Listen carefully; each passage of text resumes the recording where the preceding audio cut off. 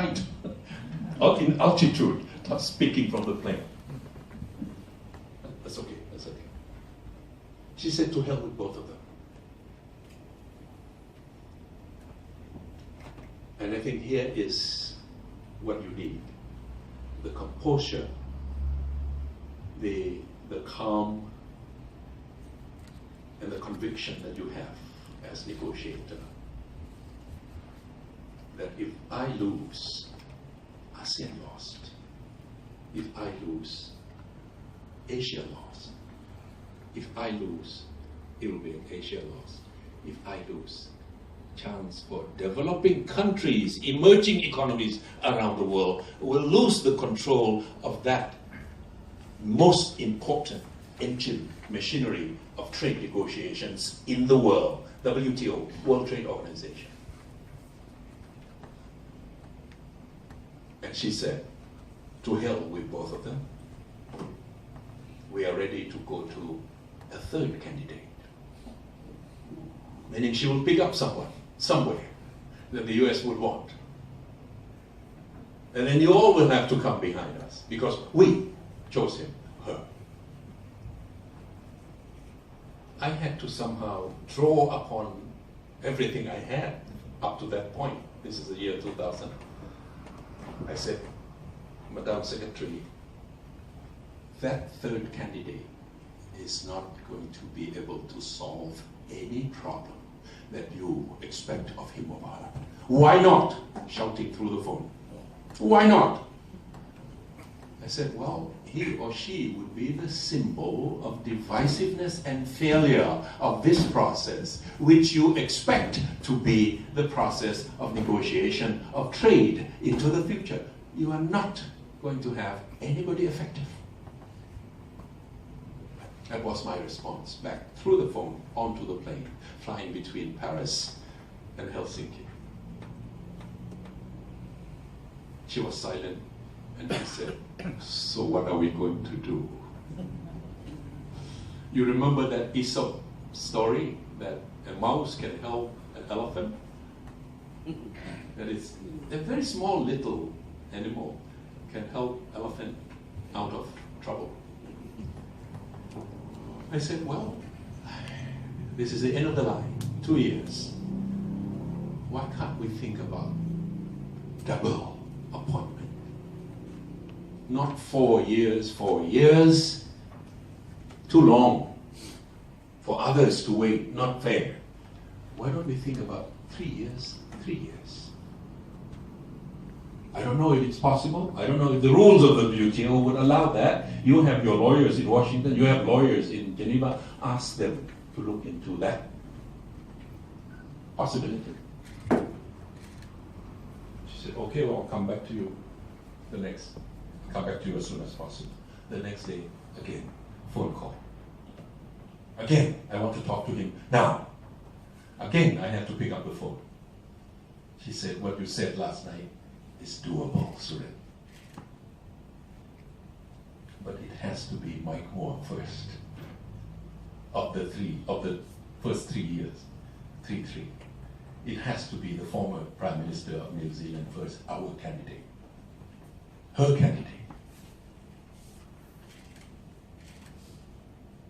See her bargaining, her position. She accepts my proposal, but she still insists on her maximum. Yes, 3 years, 2, but our candidate must come first. We would win, either way, anyway. Well, I had already made up my mind. I have told the cabinet, I have told the Prime Minister that even if we have the second 3 years, we should take it. But let me bargain further. And I said to her, Madeline, they have been talking about this thing for the last 2 years in Geneva, way into the morning hours. They couldn't agree. 2 phone calls from Washington and Bangkok, we could agree. What do you think they're going to feel in Geneva? What if they turn the table over and they said, to hell with both of you? We are not going to accept your agreement through the phone.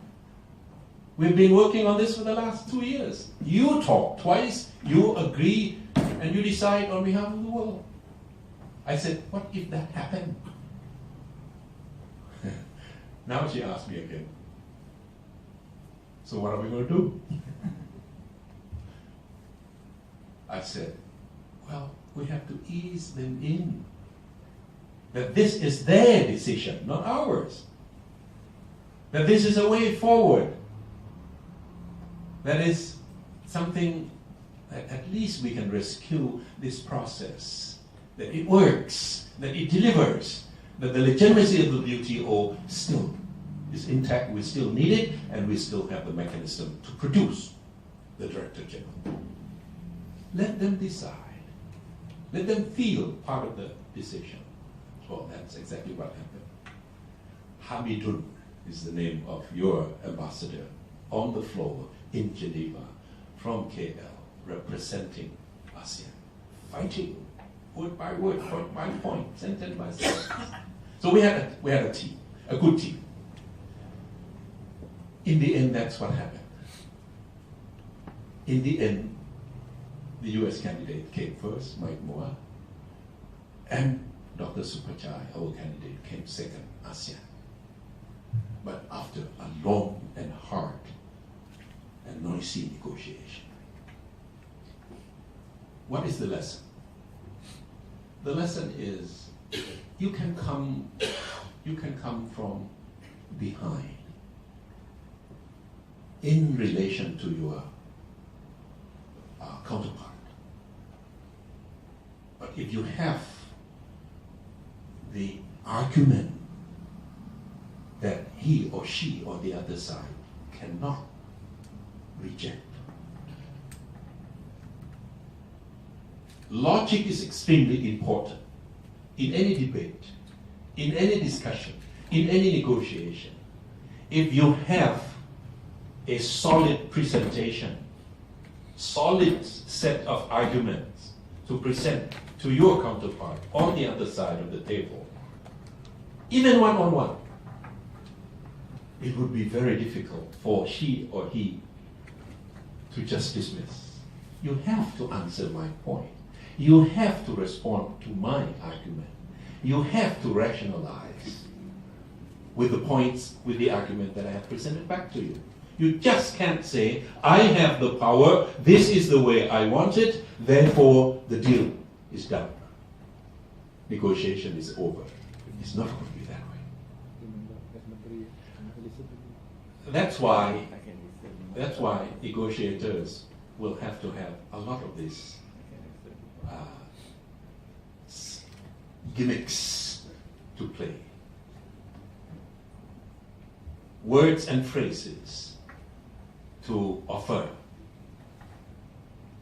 and prepared for the second round of attack, and be able to defend and be able to do counter-attack over and over and over until the end of the line, the end of the road. Then you will have an opportunity to survive, even you are negotiating with the extreme superpower.